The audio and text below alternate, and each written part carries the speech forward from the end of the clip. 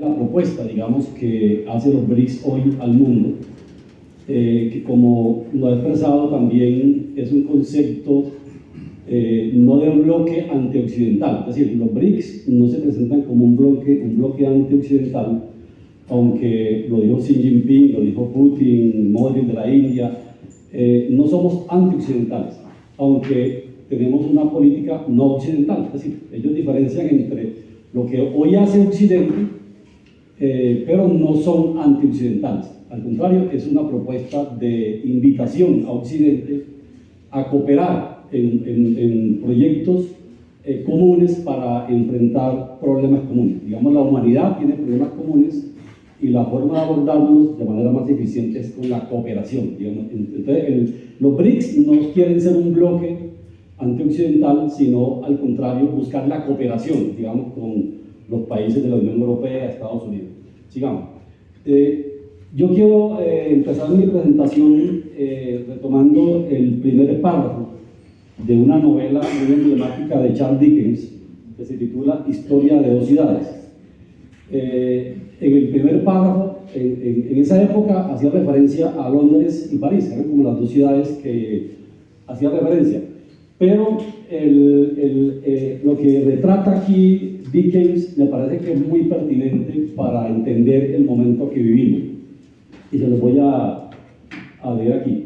Decía Dickens, esto está en el primer párrafo de la novela, y le invito para que la lean. Dice: era el mejor de los tiempos, era el peor de los tiempos, la edad de la sabiduría y también de la locura, la época de las creencias y de la incredulidad, la era de la luz y de las tinieblas, la primavera de la esperanza, el invierno de la desesperación. Todo lo poseíamos, pero no teníamos nada. Caminábamos en derechura al cielo y nos extraviamos por el camino opuesto. En una palabra, aquella época era tan parecida a la actual que nuestras más notables autoridades insisten en que tanto en lo que se refiere al bien como al mal, solo es aceptable la comparación en grado superlativo. Es decir, el mundo hoy tiene la posibilidad de ir en dos tendencias: en la tendencia de la prosperidad, en la tendencia del desarrollo, del bienestar de las sociedades humanas, de la paz fundamentada en el desarrollo, como lo propone el BRICS, como lo propone la propuesta de la Hoja y la Ruta, o nos vamos por la vía de las guerras, de las confrontaciones, como lo propone la OTAN, como lo propone Estados Unidos, que nos podría incluso llevar a una confrontación nuclear, que según expertos, este planeta, si hay una guerra nuclear, lo más seguro es que la especie humana desaparezca, y podemos desaparecer como especie humana por el llamado invierno nuclear, que no somos capaces de dar, porque el mundo quedaría a oscuras, no podríamos tener ni siquiera acceso al sol, y eso prácticamente eliminaría la vida humana. Entonces tenemos como dos trayectorias hoy: hacia la luz o hacia la oscuridad, digamos. Hay unos antecedentes frente a lo que vivimos hoy, y esos antecedentes se dieron en las guerras religiosas del siglo XVII. Recordamos en Alemania la guerra de los 30 años entre católicos y protestantes, y la guerra de los 80 años entre España y los holandeses. Llegó un momento en donde los líderes políticos de Europa que estaban al frente de esas guerras se dieron cuenta de que si seguían en esa guerra perpetua, el fin inevitable sería la desaparición del último peruano, del último europeo, así como hoy propone la OTAN en la guerra de Ucrania, pues que la guerra de Ucrania se vaya hasta que muera el último ucraniano. Esa es un poco la política de Estados Unidos: hasta que muera el último ucraniano hay guerra. Y acá hicieron una reflexión, digamos, si seguimos en esa línea vamos a desaparecer. Vamos a hacer un acuerdo en donde tengamos en consideración los intereses de todas las partes. Por ejemplo, ¿por qué se inició la guerra en Ucrania? Porque el concepto de seguridad que tiene la OTAN no entiende el concepto de seguridad de Rusia. Es Rusia tiene una necesidad de seguridad. Puede que para la OTAN sea muy seguro tener misiles a 5 minutos, a 2 minutos de Moscú, ahí en la frontera de Ucrania. Para la OTAN eso puede ser mucha seguridad, pero para Rusia eso no es seguridad. Entonces la idea es cómo buscamos un concepto de seguridad que tenga en cuenta los intereses de todas las partes. Ese es un tema que se debatió en su momento. Es decir, vamos a hablar de seguridad, pero hay que partir de las necesidades. Es un poquito incluso el concepto que hoy utiliza mucho China y que utilizan mucho los BRICS, que es una negociación tipo gana-gana, digamos acuerdos donde haya beneficio compartido, donde ganemos las partes, porque el concepto de la geopolítica es lo contrario. Yo gano, pero sobre la base de que tú pierdes. Es decir, es una relación gana-pierde. En cambio, la geopolítica es eso. Es decir, yo gano a través del saqueo, mi bienestar depende del malestar del otro. Entonces, el concepto de la geopolítica es que unos países pueden imponerle a los otros sus principios, sus derechos, su visión del derecho, en detrimento de los intereses de los demás. Entonces, primero, ¿qué surgió de los acuerdos que dieron fin a las guerras religiosas del siglo XVII a través de la paz de Westfalia? Nace el concepto de Estado Nacional. Digamos, el Estado Nacional fue producto, digamos, de las deliberaciones y de los acuerdos de la paz de Westfalia que dio, digamos, fin a estas guerras religiosas. Se establecieron los principios que dieron origen al derecho internacional y que en parte fueron retomados por las Naciones Unidas. Una de ellas, el principio de que la integridad territorial es el fundamento de la existencia de los estados, algo que hoy no se respeta.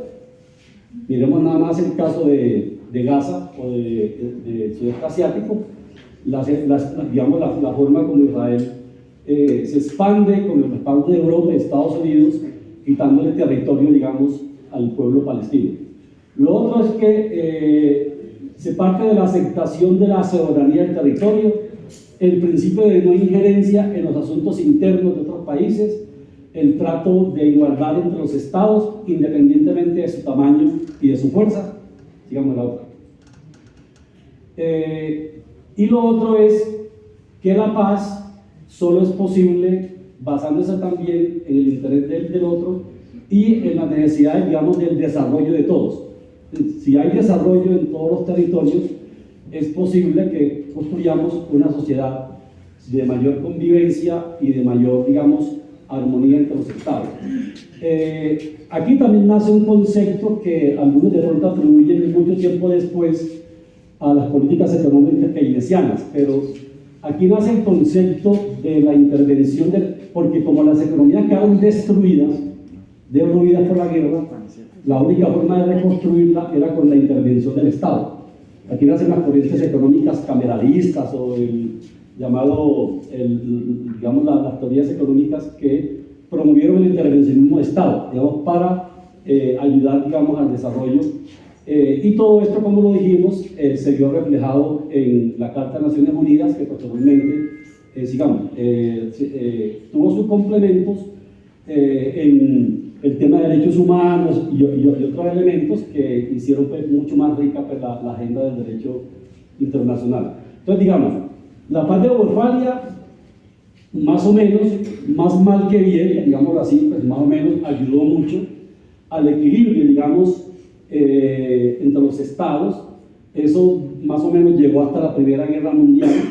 En el contexto de la Primera y la Segunda Guerra Mundial ya surgen los sistemas políticos bipolares entre los bloques económicos y políticos, y obviamente el último, el bloque, digamos, que se dio en la Segunda Guerra Mundial, que siguió después con la Guerra Fría, que era también bloques políticos en confrontación, y con el derrumbe, digamos, del bloque socialista, las élites occidentales proclamaron el fin de la historia. Hay un texto muy famoso de un escritor norteamericano de origen japonés, Fukuyama, que tiene un libro que se titula así, El fin de la historia.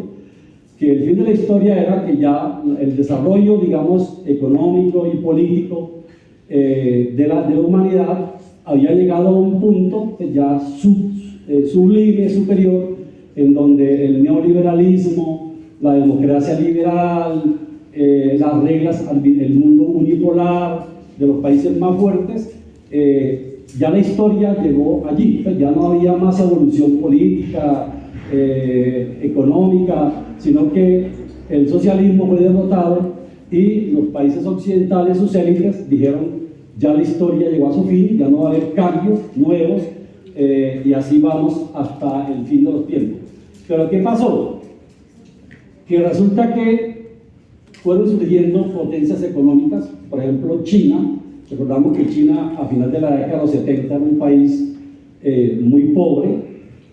Hubo un gran estratega que fue el que pensó la moderna China, que es Deng Xiaoping, fue el que cambió un poco el concepto del enfoque del desarrollo en China, y que en 40 años, en 4 décadas, China logró sacar de la pobreza extrema a 850 millones de personas. Digamos, en 4 décadas, China sacó de la pobreza extrema a 850 millones de personas. Un modelo de desarrollo en donde existía la empresa privada, porque algunos dicen que China es un país comunista. En China hay registradas, digamos, en lo que se llama las cámaras de comercio, hay más de 50 millones de empresas privadas, digamos, registradas en China. Y creo que algunos hablan hasta de 90 millones. Lo que pasa es que en China, desde luego, hay un Estado que dirige la economía, tiene un sentido, digamos, dirigista de la economía, y hay sectores estratégicos que están bajo dirección del Estado. El caso de la banca, especialmente la banca central. El modelo de banca central de China es muy diferente al modelo de banca central de Occidente, como el que tenemos en Colombia, que es un banco del Estado pero autónomo del gobierno. Allá es un banco del Estado pero que depende del gobierno. Digamos, el gobierno es el que dirige la política monetaria, cambiaria, crediticia, tributaria, es el gobierno.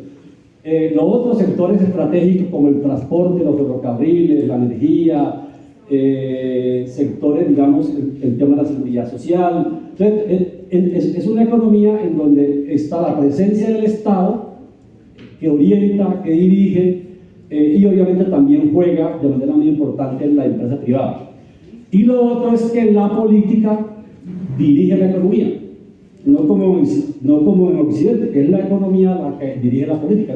Son las multinacionales o los grupos económicos los que dirigen la política, los que financian las campañas, que llegan a ser presidentes o congresistas, y ellos son los que manejan la economía. Por ejemplo, en Estados Unidos, ¿quién maneja la economía? El complejo industrial militar, que son los que le interesan las guerras y que necesitan mercado para vender armas, y sobre esa base, obviamente, los grupos de presión, digamos, el Estado profundo, son los que gobiernan. Por ejemplo, la decisión que se tomó ahora para darle permiso a Ucrania de lanzar, digamos, misiles de largo alcance al territorio profundo de Rusia, no la dio Biden, pues la dio Blinken. Ni siquiera el secretario de Defensa tuvo conocimiento de esa decisión. Entonces, en Estados Unidos, Biden no es el que gobierna.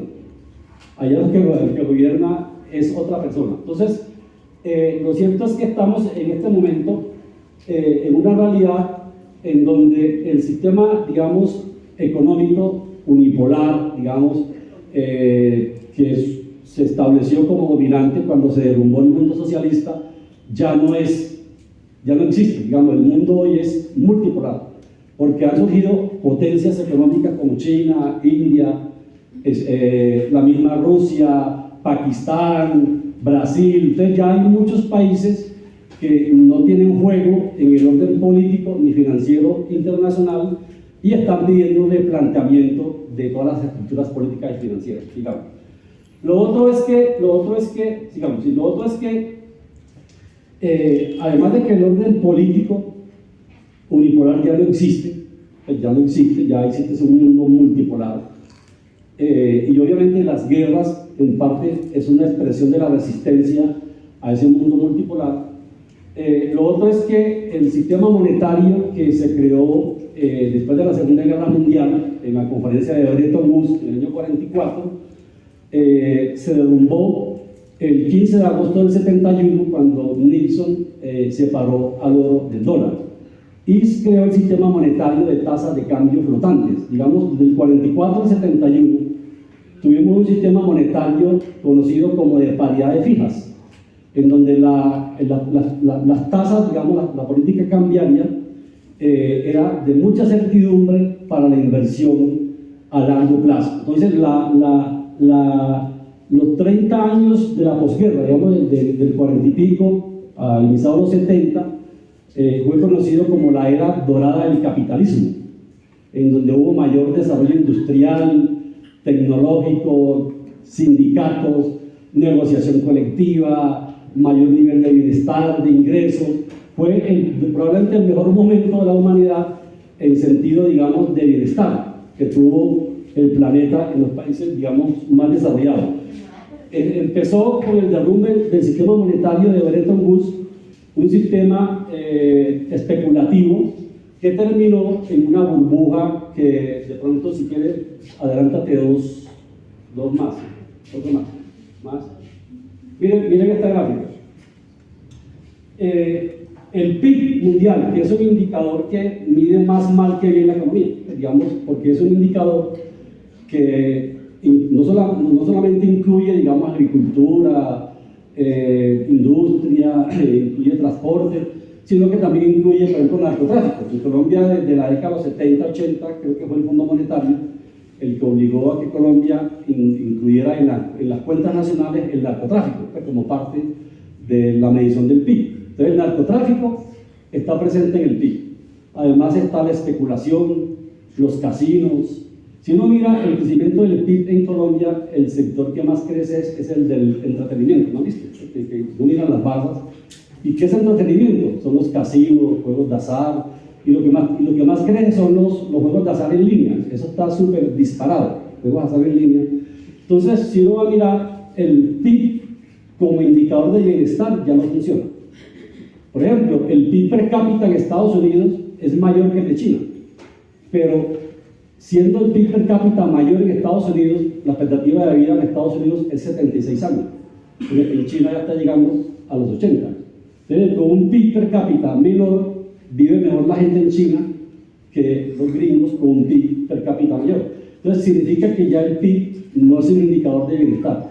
Pero aún así, tomándolo como referente, si uno suma el PIB de todos los países, estos son datos del 2023, son 104 billones de pesos, 4 billones de dólares, 104 billones de dólares, billones.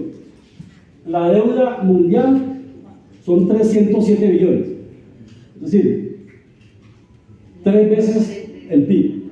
Nada más la deuda pública, ya incluso para este año ya iguala el PIB. Al final del 24, la deuda pública va a ser igual al PIB, la deuda pública. Y supuestamente el que paga todo esto es el PIB. El PIB es el que paga todo esto. Digamos, ¿de dónde sale la riqueza para pagar esto? Sale de aquí. Pero lo más grave no es tanto eso. Lo más grave es que se ha creado una burbuja especulativa que algunos la calculan incluso en 2.000 billones de dólares. Yo estuve buscando en el Banco de Pagos Internacionales, el BIPS, en Basilea, Suiza, y más o menos el dato que yo vi así por encima hablaba de 1.312 billones de dólares. Es decir, algunos hablan de 2.000 billones.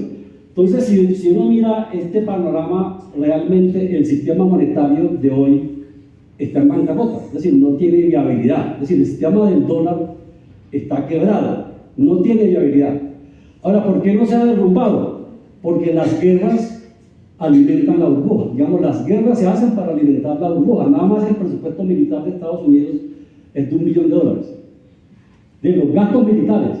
Y eso que hay muchos gastos que no están allí en materia militar.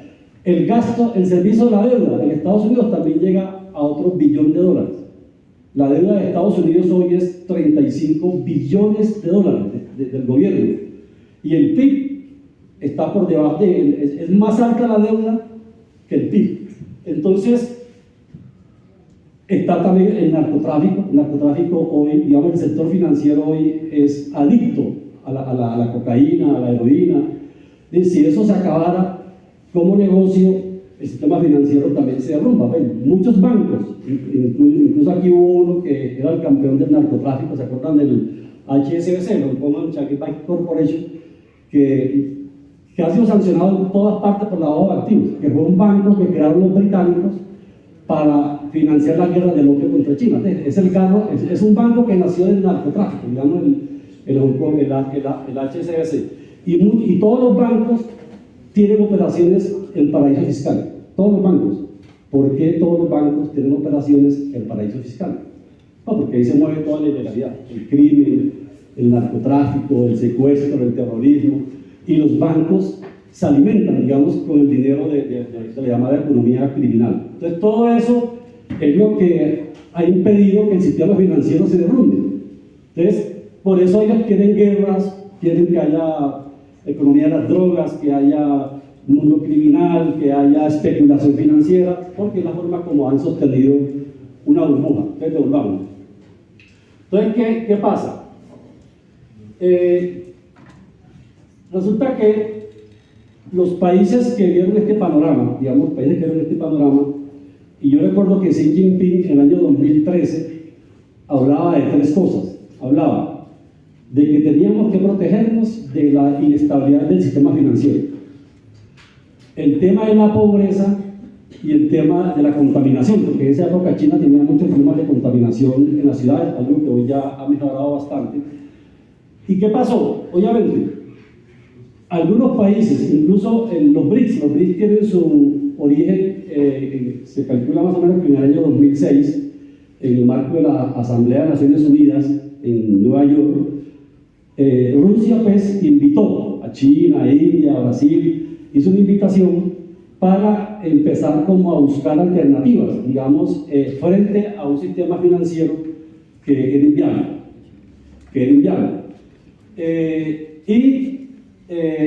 A través de diálogos hicieron la primera cumbre, la hicieron para el 2009, la primera cumbre, y hubo una declaración donde hablaban de los propósitos que tenían como acuerdo económico para buscar alternativas y reformas al sistema. Incluso lo que leyó ahora a Maximiliano es claro, ellos también plantean reformas al Fondo Monetario, al Banco Mundial, a la OMC, a la ONU, porque Estados Unidos tiene derecho a veto.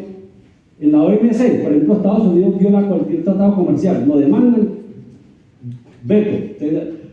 Entonces, China tiene lleno de demandas a Estados Unidos en la OMC y Estados Unidos no deja que eso funcione. O miren lo que pasa en el Consejo de Seguridad de Naciones Unidas.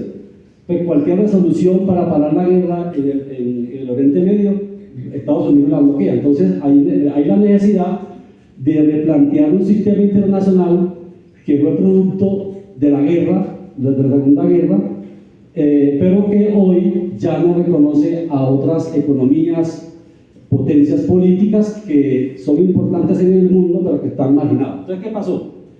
Entonces, resulta que quienes intentan salirse, digamos, de la lógica occidental en materia financiera, en materia política, en materia económica, vienen las guerras híbridas, en donde no solamente se utiliza la acción militar, sino también las guerras económicas. Entonces, por ejemplo, el tema de las sanciones, el tema que excluyen del SWIFT. Entonces, el SWIFT es el código de comunicaciones para el comercio, digamos, entre los países. Entonces, si lo excluyen del SWIFT, queda bloqueado. Entonces, una guerra económica que fue minando dos hechos, y lo otro, la expropiación de activos, digamos, a Irán, a Rusia, a Venezuela, a Irak, Nicaragua. Entonces, muchos otros países que no están en la lógica de lo que Estados Unidos y la Unión Europea llaman el mundo basado en reglas, que ya hablan del mundo basado en reglas, pero son las reglas que ellos ponen, unas reglas arbitrarias. Entonces, que no se someta al mundo basado en reglas, entonces lo sancionan, le quitan. Por ejemplo, a Rusia le quitaron 300.000 millones de dólares, que eran producto de la venta del petróleo de ellos. Lo mismo hicieron con Irak, hicieron con Irán, con Venezuela, entonces les expropian los negocios. Entonces, el sistema tiene supuestamente, occidental, tiene dos principios, que Estados Unidos y los europeos lo promueven mucho, que es el de la confianza y el respeto a la propiedad privada. Y a veces son como los dos baluartes del modelo, digamos, neoliberal, del sistema financiero, el respeto a la propiedad privada y la confianza en el sistema. Pero resulta que Estados Unidos y los europeos acabaron con la confianza en el sistema, porque si yo tengo una plata en un banco europeo y de pronto, o gringo, y de pronto les doy una pataleta porque yo no hice lo que quisieron, ustedes me roban la plata. Entonces, ¿cuál confianza? Entonces, muchos países, incluso creo que el primer país que puso el grito en el cielo fueron los árabes. Por eso los árabes están muy, muy conectados con China y saben muy bien que había un acuerdo mundial de que el comercio de petróleo se tenía que hacer en dólar, lo que llamaban el petrodólar. Pero hoy se habla también del petroyuan, que ya se hace comercio de petróleo en yuanes, en otras monedas, que es lo que más o menos está adelantando el grupo de los BRICS. Entonces, frente a dos hechos incontrovertibles, la inviabilidad del sistema monetario del dólar y, en segundo lugar, que se utilice el dólar como arma de guerra.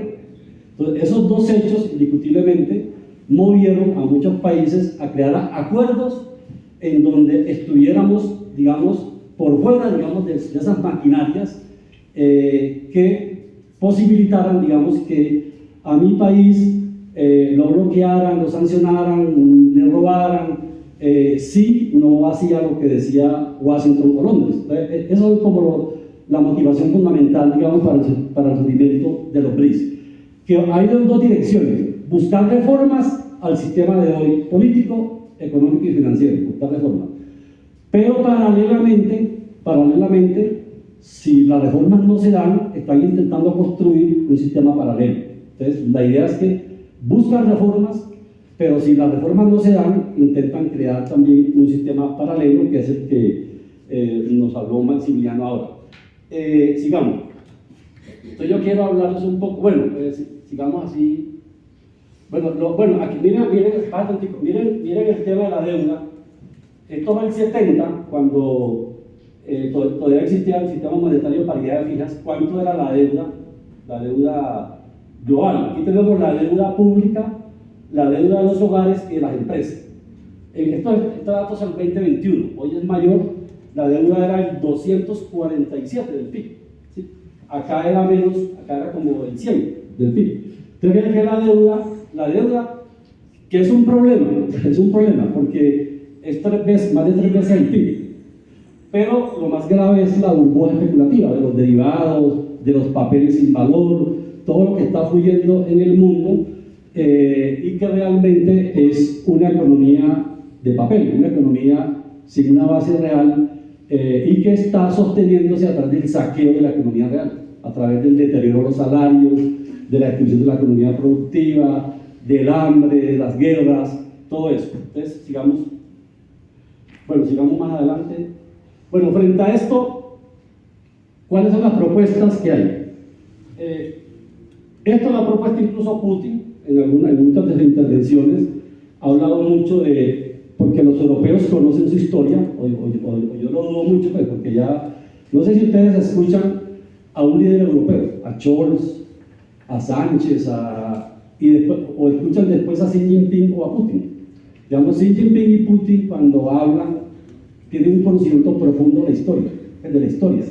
¿No se acuerdan cuando Tucker Carlson entrevistó a Putin y le preguntó, bueno, ¿cómo es la guerra de Ucrania? Bueno, voy a explicarte unos antecedentes como 5 minutos, pero se explicó como 1 hora, explicando un poco desde el año 800, cuando nació Rusia. Explicó pues toda la historia para que se entienda cómo llegamos a la guerra. Un tipo como Biden no creo que tenga la capacidad de hilar 2 ideas. Digamos, dice algo y creo que a los 30 segundos se le olvidó que dijo.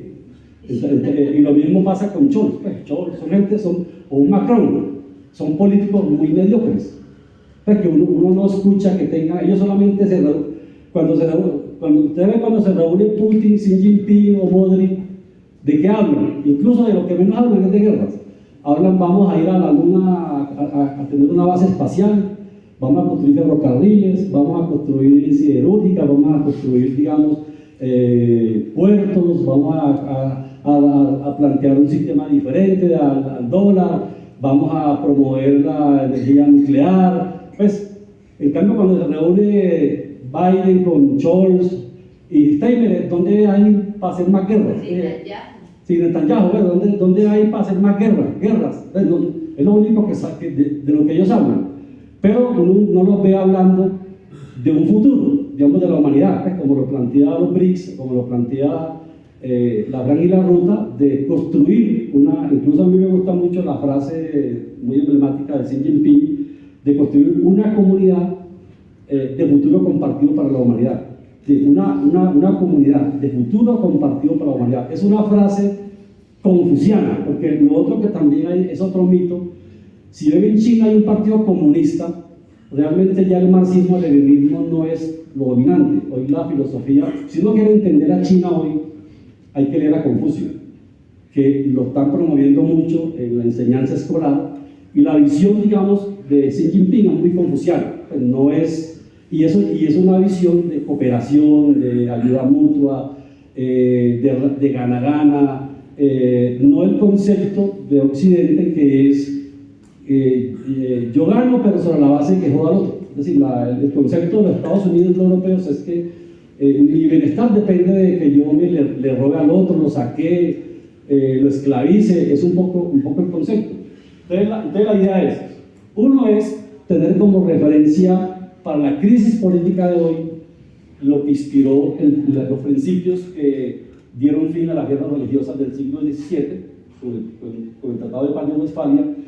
Y lo otro que me parece muy importante a mí son los principios de Bandung del año 1955, que esos principios lo presentó Zhou Enlai en la conferencia de Bandung, los 5 principios de coexistencia pacífica, que en la misma conferencia se ampliaron a 10 principios y que es básicamente lo que dio origen al movimiento de los no alineados en la década siguiente.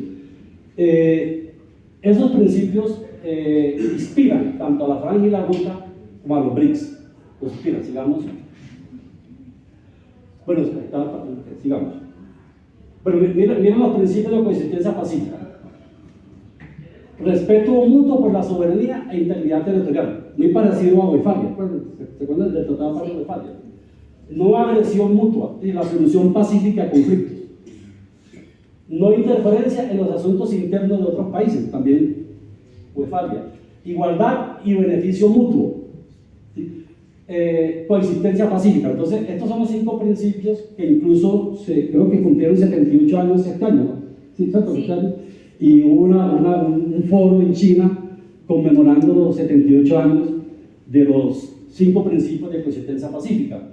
Pero también China hizo recientemente, porque China ha hecho, además de la Franja y la Ruta, hizo una propuesta, creo que hace 2 años, que la llamaron la Iniciativa Global de Seguridad, que está aquí. Una visión de seguridad común, cooperativa, integral y sostenible. ¿Sí? Una visión cooperativa, común, integral, respeto a la soberanía y la integridad territorial de todos los países, acatar los propósitos y principios de la Carta de Naciones Unidas, defienden prácticamente la Carta de Naciones Unidas, resolver pacíficamente las diferencias, mantener, digamos, la seguridad en los dominios tradicionales y no tradicionales, y tomar en serio las legítimas preocupaciones de seguridad de todos.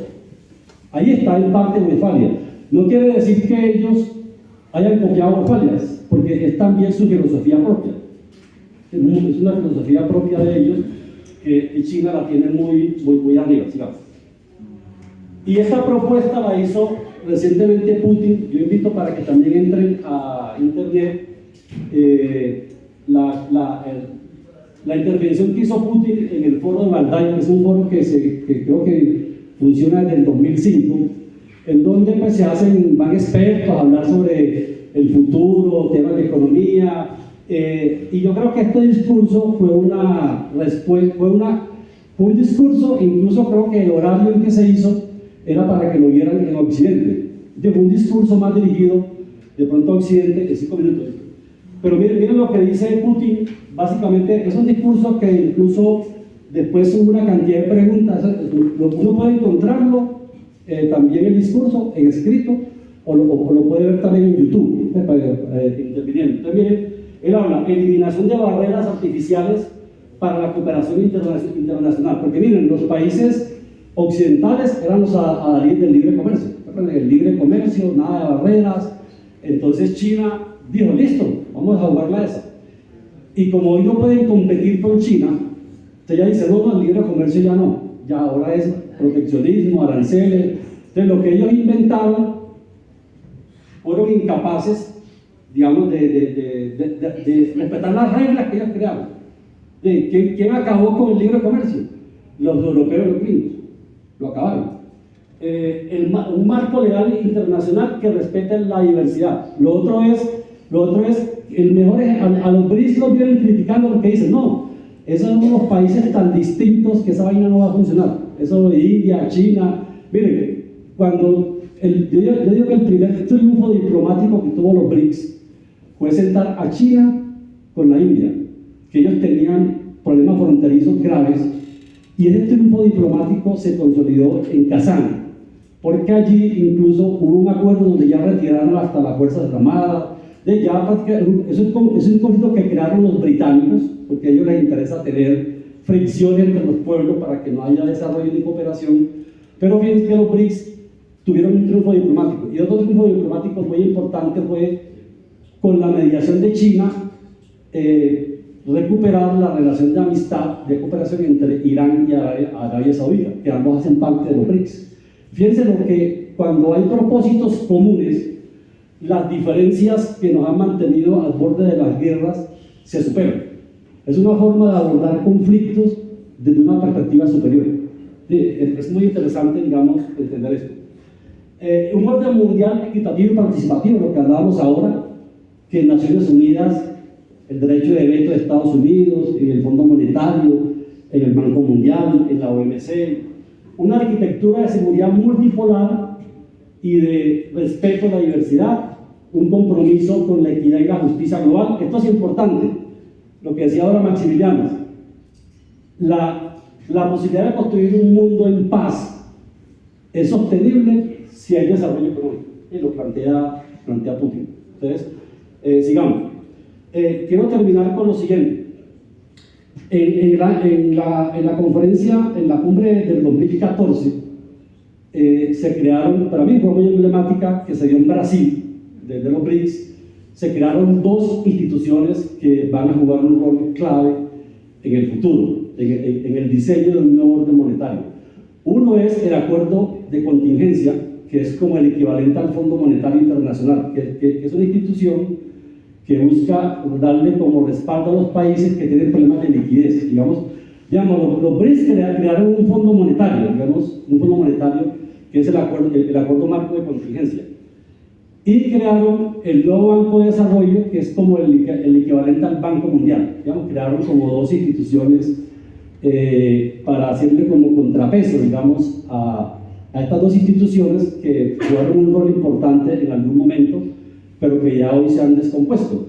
Entonces, el nuevo Banco de Desarrollo, como lo planteaban ahora, y obviamente en el marco de los BRICS, hay dos debates, y termino con esto. Un debate que lo planteaba ahora Max, y es el de ir avanzando en la consolidación de un sistema, digamos, multidivisa, digamos, de cambio de monedas locales, con el apoyo de los bancos centrales para efectos de hacer liquidaciones en monedas digitales, separado del dólar.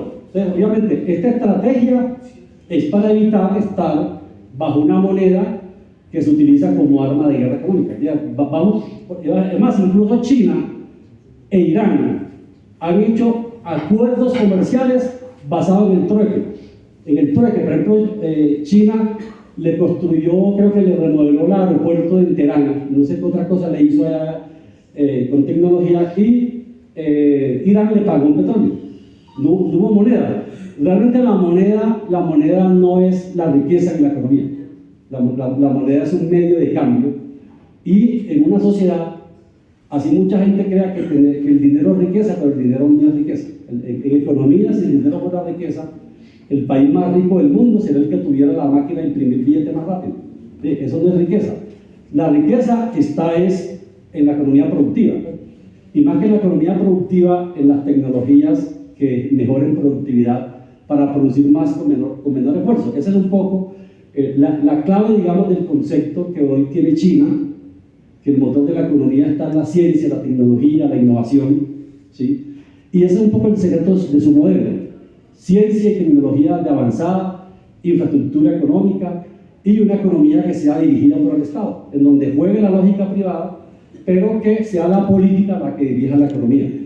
Y ese modelo de desarrollo de China, que ha sido exitoso, es el que se ha propuesto al mundo a través de la iniciativa de la Franja y la Ruta, y también en parte en los BRICS, aunque los BRICS fue iniciativa rusa fundamentalmente. La filosofía china, obviamente, eso demuestra que entre la filosofía del Dharma de la India, confuciana, o la filosofía cristiana, porque lo otro es que Putin no es comunista, pues, como nos han hecho creer. Putin es cristiano ortodoxo, pues no es comunista, pues, porque nos dicen que él es un comunista que quiere volver el Partido Comunista. Además, Rusia ha criticado mucho hasta al Partido Comunista. Putin es cristiano ortodoxo, pero obviamente, fíjense ustedes que entre el cristianismo, el confucianismo, la filosofía Dharma, la India, pues hay en la humanidad principios que nos acercan y que nos pueden ayudar a encontrar, mediante la filosofía del compartir, de la cooperación, solución a problemas comunes. Entonces yo dejaría allí, pues, como una forma de determinar lo que ha inspirado el bloque de los BRICS. Y la otra es la creación de un sistema monetario alternativo, en donde el dólar se ha reemplazado por una moneda de reserva, que esta propuesta la ha manejado Brasil fundamentalmente. Hay un economista que yo invito para que lo estudien, lo busquen en internet, que se llama Paulo Nogueira Batista. Paulo Nogueira Batista fue director del Fondo Monetario Internacional para Brasil y fue también vicepresidente del nuevo Banco de Desarrollo, y es el que más está trabajando la idea de crear una moneda alternativa, no que reemplace las monedas nacionales como el euro. Lo ha aclarado, no buscamos una moneda que reemplace al euro o que reemplace al yuan, no, se conservan las monedas nacionales, pero buscar una moneda de reserva internacional. Y el debate está cómo relacionamos esas monedas, pues, cuál es el principio de cambio de esas monedas. Ese es otro tema de pronto para otro momento, pero ya el tiempo se acabó. Entonces deja allí. Muchas gracias.